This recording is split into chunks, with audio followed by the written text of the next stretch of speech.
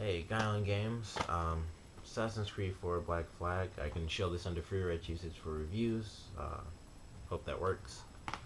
Um, After Assassin's Creed 3, a lot of people I think lost faith in Assassin's Creed because a ton of people didn't really like Connor as a character because they thought he was kind of like too stoic of a character to be a likable character because he was just mad. Really, I mean that was pretty much his whole thing. He was mad because his dad was, and there will be spoilers. So there's about to be a spoiler for 3. There will probably be spoilers for every Assassin's Creed game outside of Liberation, and there will obviously be spoilers for Assassin's Creed 4. But in Assassin's Creed 3, kind of was just like an angry character because his dad, was a Templar, and he's trying to do all this stuff, and he doesn't give a crap about Connor and his family. And obviously, I can't pronounce Connor's actual name, and I barely even remember it because I haven't played the game in a while. But he has to deal with his own father being like his greatest threat, and his people being pushed out by, you know, what is becoming America. And we have the president. Well, at least George Washington, not like other presidents, but we have like a huge moment in time, the Revolutionary War, where the country is becoming a country, and unfortunately, even though we kind of came together and unified as a country, we still managed to treat people horribly and like push them out of their own land where they've been for like centuries maybe. So he's dealing with that where his people are being pushed off their own land. He has to go up against his father. He has to deal with corruption in the government as this new government tries to form, and then fighting against the British and redcoats and all that stuff. And he was just like in this area where he was just a mad person, and he was just an angry character who had to just survive, and he had to help his people and help himself to get through this crazy time. And a lot of people saw him as like too stoic of a character. He wasn't likable. Before Connor, we had Ezio, who everyone loved because Ezio was like, sort of like a typical teenager when he started off in Assassin's Creed 2. And then, of course, we see him like pretty much through his entire life, and you can watch literally his whole life is in media form. Well, not I guess not his whole life because obviously they skip years, but you start off with him literally as a baby, and you kick his legs and stuff, and then you can go through that from 2 to Brotherhood to Revelations, and even to the movie they made for Ezio, where he does actually die in the movie. And spoiler for that too. Sorry, but everyone loved him as a character, and a ton of people were kind of tired of him after Brotherhood anyway. So they were like, just let the character go and have someone new. And then they got Connor, and everyone was kind of like, we don't really like this guy. So after 3, we got Edward Kenway, who is actually the grandfather of Connor from 3, because Edward is the father of Hatham, who is the first character you play as in Assassin's Creed 3.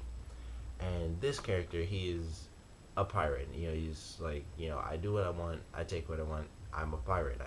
He's like, he has his creed with the pirates. He, instead of being an assassin or a Templar, he's with the pirates, and they have like Nassau, which is basically like a city founded by pirates for pirates, and they can just do whatever they want, and they are the government. Where it's Edward and Thatch, who is actually Blackbeard, and some other pirates, and they all kind of join together as friends, and they're like, we'll be the conscious government here and help other pirates, stay alive pretty much and stay as pirates. And throughout the course of this game, I realized like this is probably the best story they've had in an Assassin's Creed game since maybe Assassin's Creed 2, because into the reason I think people loved it so much was because it was a character growing. Like for one, he literally grew. Like I said, you play as Ezio as a baby, and you go through his teenage years and stuff like that, where he's with his brother, and like you get into a street fight and stuff with some other people, and then he grows because his family is killed off, like his father and his 2 brothers are killed, and so it's him, his mother, and his younger sister, and they're the only ones left. And so he goes through, and he's like an angry, emotional teenager, and he's just an angry person in general because it doesn't really matter how old you are. like your family's hung in the court, or in like the town square or whatever, that'll make you angry. And so he wants revenge, and he ends up with the assassins, and he learns how to be an assassin, and he takes out the people who destroyed his family. And it was just a great story of one person growing from being like this brash teenager to being a full-fledged assassin who becomes obviously very important as he's a part of Desmond's lineage, and he finds all this different stuff with Minerva and all the relics he finds. But in this, Assassin's Creed 4, it's the same concept, but it's just done differently, and it's Edward, as he grows in the span of, I think it's 6 years that you play through in this game, and he's obviously already an adult, but he grows from just being a pirate. And the thing about this game that some people do point out, it's a lot less Assassin's Creed, because he's not really an assassin, and it's so different. Like, you hardly even really interact with assassins. Like, he's really just like killing off people for his own gain throughout like the entire game pretty much. And the interesting thing about that to me is like that's what captures you, is like him and his journey leading to this path of destruction that isn't just his path of destruction. It's the fact that he ends up going against friends because they become Templars, and he's trying to go after his own thing. And the only reason, like I said, he goes up against certain people is because they become Templars, and they're like, I fight for something greater than me. You used to do that, but you became a pirate amongst pirates. And so it was a really great story. And you don't, like I said, play as an assassin. Like, the first person that you kill that's considered an important character is an assassin, although he's a traitor. So you kind of, if you really like the Assassin's Creed story, you're kind of like, I don't care, because obviously the Templars are the bad guys. But Edward doesn't really know that in the beginning, and so he's with the Templars, and they're talking about what's called the Observatory. And he's like, this is something beyond wealth. And he's like, well, I want to be rich, so sure. And you end up with the Templars. And I thought initially, maybe because I knew before the game came out, like, he doesn't really join with the Templars, he's a pirate. So I thought maybe he joins with the Templars, and then something happens, and he realizes, oh, the assassins are actually the good guys in this scenario. And you go through the first mission, you actually fight off assassins, and you kill some, and then you basically in the next mission betray the Templars, and you get caught doing that. And so you escape when you're a pirate, but you don't ever actually join the assassins, like, at all. And I thought that was the most interesting thing, because like I said, I thought he went from the Templars to the assassins, but he really just goes from the Templars back to being what he was originally, which was a pirate.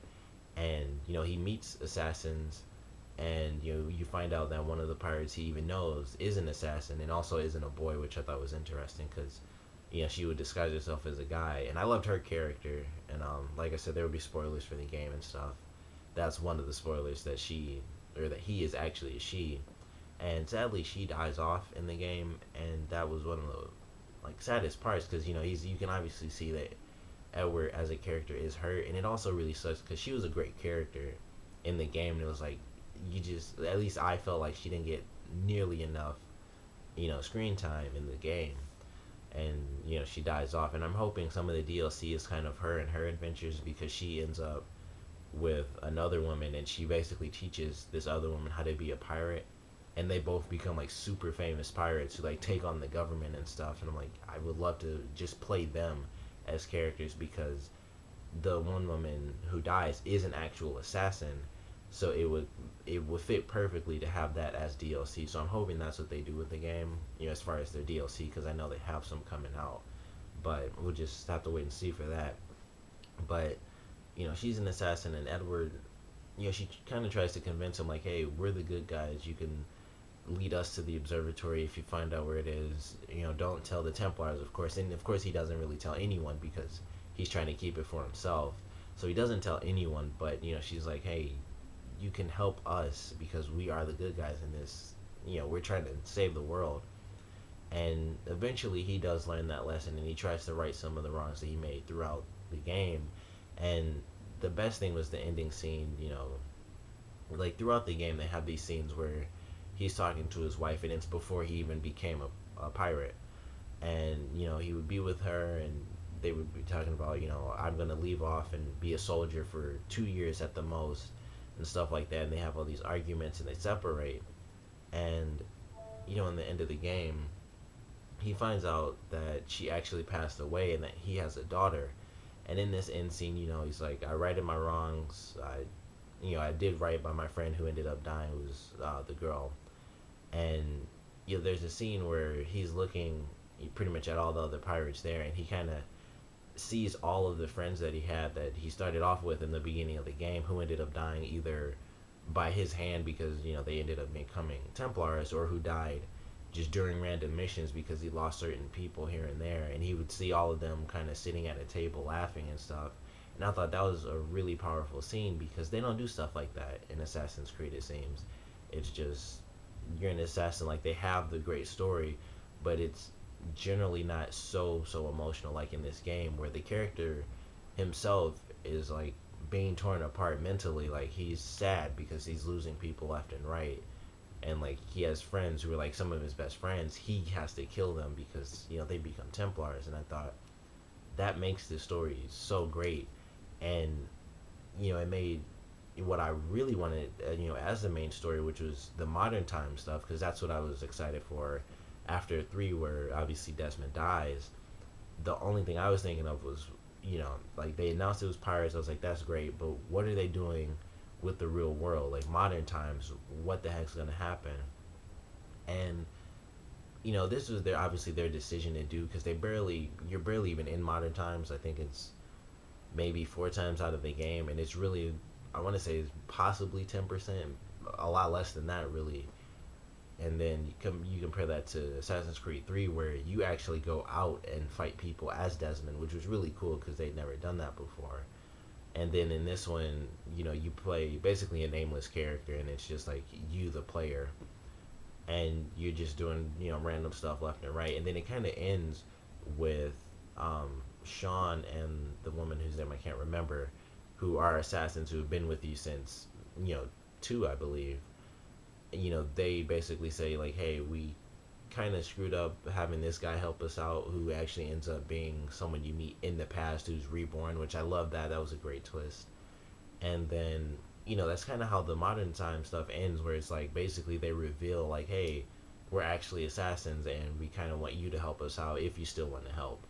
But if you played the other games, they're assassins and they're there to do something. And I love what they did do with the modern stuff, because it's like Abstergo now, instead of it being like this secret corporation and stuff, they've kind of expanded. And it's been about a year, because they do try to follow with the actual time. So it's been a year since Assassin's Creed 3 in real life. And Abstergo's kind of advanced itself out into the actual world, where they're just a company now. And I feel like even the people who lead the company aren't fully aware that the Templars are trying to do something evil. Like they know, like, hey, we have these subjects whose lineage we can dive into, but I feel like even the top people don't know, Abstergo is run by Templars, and the Templars are trying to take over the world pretty much. So I love that aspect of it. Like they're just making movies, and they actually use, Ubisoft actually uses, or Ubisoft, sorry, they use their own trailer, like their initial Assassin's Creed 4 trailer, to make like a fake trailer. And it's like a typical movie trailer. It's like in a world with pirates and stuff. And I love that. I thought it was really funny. And it's just them, like Ubisoft is even in the game. It's a very meta experience when you actually think about it, because it's like you're in the real world in the game. So it's like I'm playing the game of someone who's in the real world, considering it's considered my real world, and then they're going into the Animus and playing this virtual experience. So it was really interesting to play. And Abstergo Entertainment now, where they make movies jumping into the lineage and stuff, where it seems really simple, and you're fighting pirates or doing this or that with other random assassins, but it's the Templars really digging in to get their own information out. So I really love that aspect of it. And also some stuff they do is they mention areas that they may or may not go, because people talk about they basically, the Templars have captured Desmond's body, so they talk about some other places we might go. They mentioned Japan, which a lot of people talk about because they want like ninjas, even though they're technically different. Even though ninjas were assassins, they aren't like Assassin's Creed assassins, so it's different. But they do mention Japan, which is cool. They mention I want to say Russia or Germany or something like that, but they mentioned a ton of different areas, and I think they did that just to mess with us because I think they have all this stuff planned out, and I have to plug on my laptop real quick.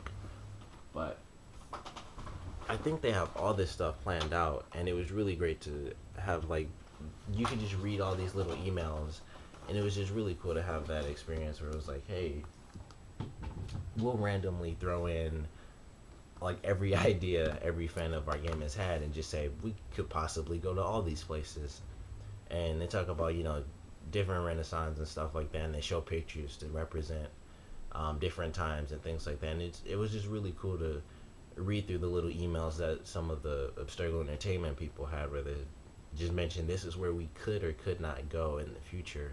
So it has me excited for what they're gonna do with the next Assassin's Creed. Where are they gonna go, and what time frame are they gonna go in? Because like I said, Assassin's Creed 4 in the Animus, basically takes place before Assassin's Creed 3, because you're going back to 1719, I believe, 1715 in this, and you're in like the Revolutionary War, so that's 1777 in Assassin's Creed 3. So it's really cool how they went back for that, but it still advances the story for us. So I really enjoyed that aspect of it, but I'm excited to see where they do go, if they can even go in the future. And even in the game itself, I love that they did this too.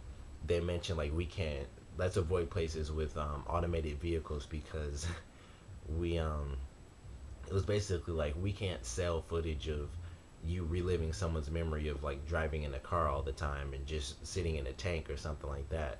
So they put it into the lore like, we can't do that because we can't sell that as an industry, as a movie experience. So I love that. So there won't be any little stuff like anything in war with vehicles or anything like that. So that's pretty much out of the question. But I'm excited to see where they go and how they advance the story, because like I said, they have to jump back in time because they can't really keep going forward. I mean, the farthest they could go is to like the 1800s, I guess, late mid to late 1800s with certain forms of technology. But like, because they could technically go to when they first had cars, but once again, they'd have to find the right story, and odds are they could do that too, because when cars were first created, obviously not everyone's just buying cars left and right. So technically you could see a car, but you might not ever be able to get in one. So who knows where they'll go next. But this is a great story. Obviously the action is still good. Love the pirate aspect of it, how they replaced sending off assassins and things. You send off ships instead in your fleet, and that was a great replacement. I love the assassin thing, but they obviously had to make it work for a pirate. So since he's not an assassin, he sends off other pirates, do missions, uh, get money, and they say you unlock cities and stuff. I don't know if that has any actual, you know, weight to it, but it says you unlock cities, so I don't really know what that means because I never bothered to look into it. But I love the little mini game. Like, you have little ship battles and you pick your ships. The coolest thing ever was just building my ship up so that I could take on stronger ships. And I was able to fight against the Man of War, or Man O' War, which is the biggest ship that you can go up against in the game. And it has 30 cannons on the side or something crazy like that. And I was actually strong enough to take one out. And every single ship has a level, and you start off super low. Like, you take on the tiny little ships, and eventually you're so strong, like, I would shoot one of the little ships and I couldn't even board it anymore because I'd have so much firepower. I'd take it out in one hit, and it was like, well, I have to be careful what I do so I can still take these ships after I destroy them, or after I at least slow them down, because you can't just destroy them and then you can't, send them to your fleet or anything. But I love boarding the ships. You always get like a little side objective. It's like, kill this many people, cut the flag of the ship down, take out the captain, or take out the scouts or something like that. And so you have to bide your time. You figure out, is the ship alone? Will they get back up? And will I be like surrounded by like five ships at once or something just ridiculous like that, which can happen. And you'll think you're fighting one on one, and then like three other ships come out of nowhere, and you don't have nearly enough, health or firepower to take them all on. But you board the ship, and I love how they do it. You can like wait till your ship gets close, or you can just jump in the water and swim across. You can swing across on the rope, and you can even go up to a higher level in the boat and swing off of that rope, so you can actually go across a little bit further. And you get across, you fight the people. You dual swords, which I really thought was just a cool addition. I love how it looks. The combat is basically the same. I mean, it's just, you counter at the right time and just attack people till they die. You get four pistols total, which was great to use because it looks cool. Like he's just like gun kata or something, just like and just shooting people. I mean, obviously only four shots, but it's a lot cooler than the other games. And I was never able to get the dual wielding for Assassin's Creed 3, so I never killed like whatever animal I was supposed to kill in that game to make the second holster. So I never got the like two shot thing like ever. So it was really cool to have that. And obviously I went up to four pistols in this game, and he's just like shooting people. But it was really cool to have that. The weapons are sweet. Um, Pretty much all the same stuff that they've always had, except you get four pistols this time. The rope dart came back. It's much later in the game, and you can do all the same moves. Like you can hang people, and you can like do the scorpion move. I didn't use it too much because, like I said, it comes like way later in the game. You barely even end up using it, I think, unless you like really, really enjoyed it in 3, which I did. But it was like a main weapon in 3 because you use it to like hunt animals and fight people in the forest all the time. So it was like I'm gonna like kill this first guy off and then jump down and hang him in the tree and then attack everyone else. As we're in this one, you don't get it until like the last maybe 5 or 6 missions of the whole game. And unless you're going around doing a ton of side missions, you probably aren't really going to be using the rope too much. And you only get like 5. And once I ran out, I didn't know what I had to get to craft more. And I never bothered to go buy anymore, so I haven't used it much. And I'll probably use it more in some of the side missions I do still have to complete in the game, because this game is so expansive. You can sail out in the ocean, and it looks amazing. By the way, you can like see storms off in the distance, or you can be in a storm, and then you can see like off to your left where it's like nice and sunny, and you can basically just go in that direction and escape.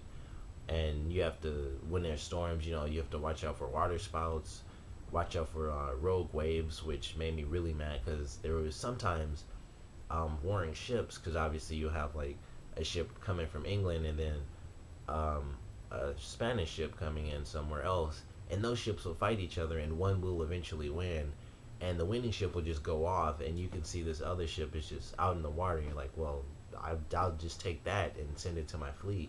And then this rogue wave comes in and just destroys the ship before you can board it, and now you just got hit by a giant wave, and the ship you took like 5 minutes to get to, because you can see stuff out really far because it's the ocean.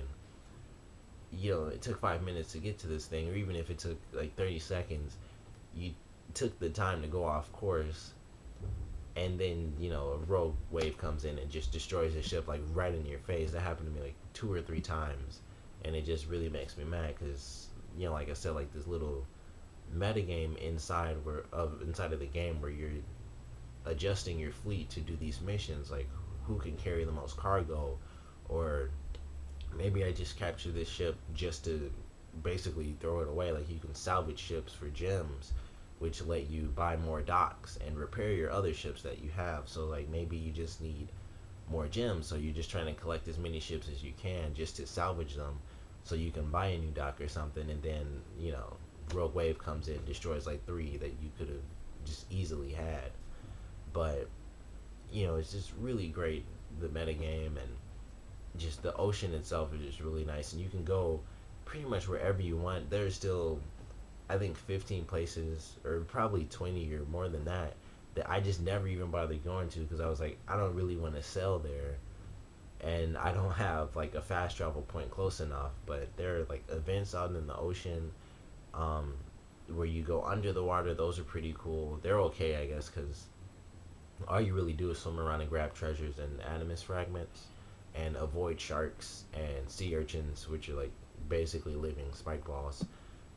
Eels that attack you, and just like I kind of hate it. Like I can never swim right and avoid the sharks. They just keep biting me. But it's not hard to go through. It's just I can't ever seem to hide right. But that could just be because I suck. But they have that. They have the hunting portions, harpooning portions in the, obviously out in the ocean. Those are actually really fun. I love those. And you can just you kill all types of stuff in the ocean. You can kill like a whale or go against a great white or a bull shark or hammerhead shark or something else.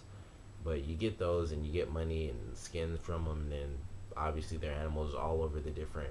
I don't know what they'd really be called. I guess they're all different countries at this specific point in time.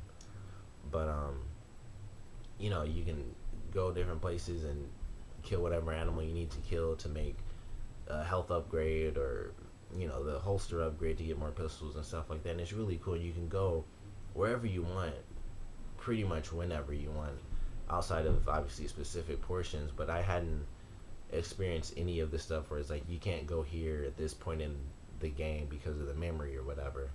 But like I said, I never really tried to travel because I was so invested in figuring out what the story is for the characters and stuff. But there's so many places to go, and just so many cities and stuff that like I said, there's just a ton of question marks on my map when I open it up, because I never explored all these different places and towns. But everywhere you go, you can find different missions, assassin contracts, obviously viewpoints, different animals, different things to buy, all types of cool stuff.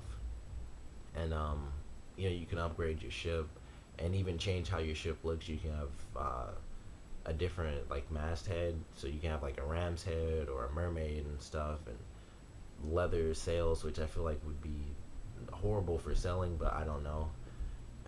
You can even change the wheel of the ship, which is kind of cool, even though you won't really look at it too much.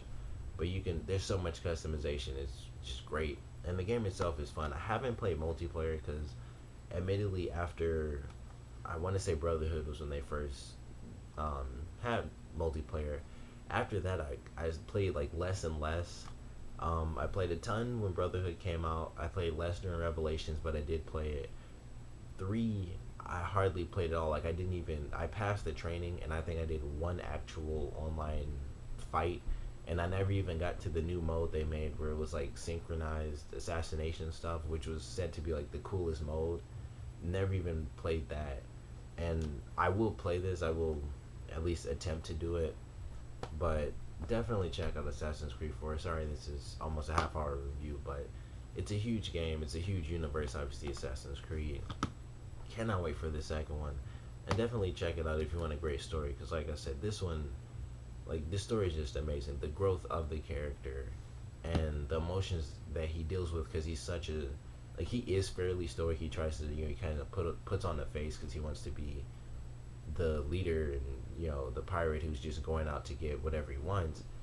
He does hurt when he loses friends, and you get to see that in his character, because he's in these really intimate moments where it's just him and this other character, and he shows emotions he wouldn't show otherwise. So it's really great, and it's just a fun experience. Even if you don't like Assassin's Creed, this is probably one of the ones that'll turn that around. And if you hadn't played 2, definitely check that out, and you can kind of see where I'm coming from with this story, where it's a growth. And obviously in 2, it's literal growth over time, and this is just strictly emotional, aside from the fact that he obviously ages over 6 years.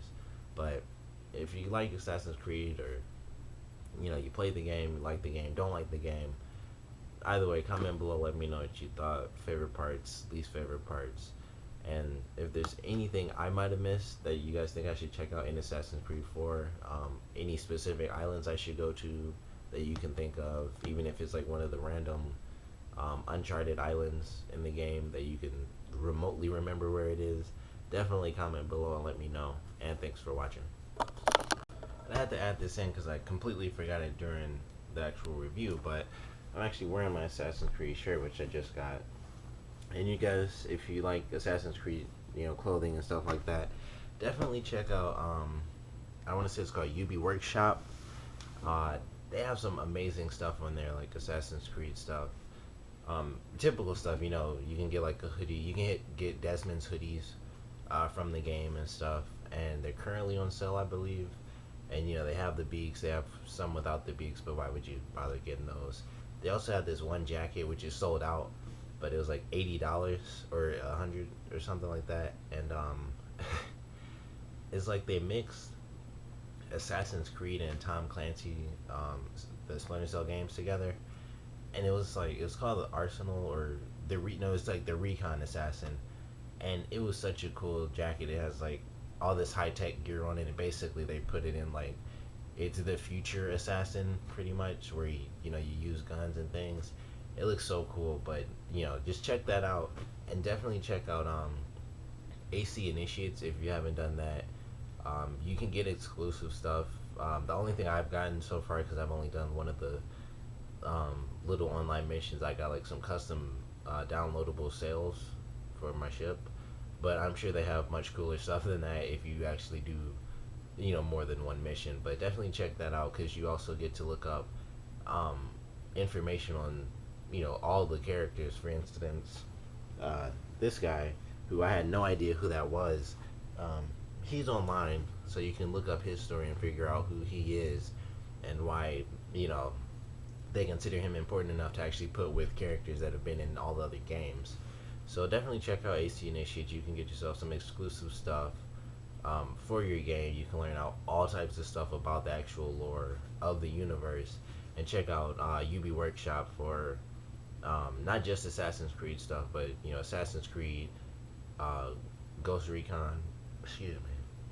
I think pretty much all the Tom Clancy games, and even Watch Dogs has some stuff on there too. So check that out, or check both of those things out. Get yourself some exclusive stuff, get yourself some cool game gear, and that was pretty much it, because I forgot to toss that one in. Thanks for watching, and like I said, comment below, let me know all the stuff about the game, and also, since I've been mentioning video game gear, if there's another site that has you know exclusive stuff for any type of video game, or a site that that sells really cool video game gear, put that below too, since it's kind of a part of the video now. Thanks for watching.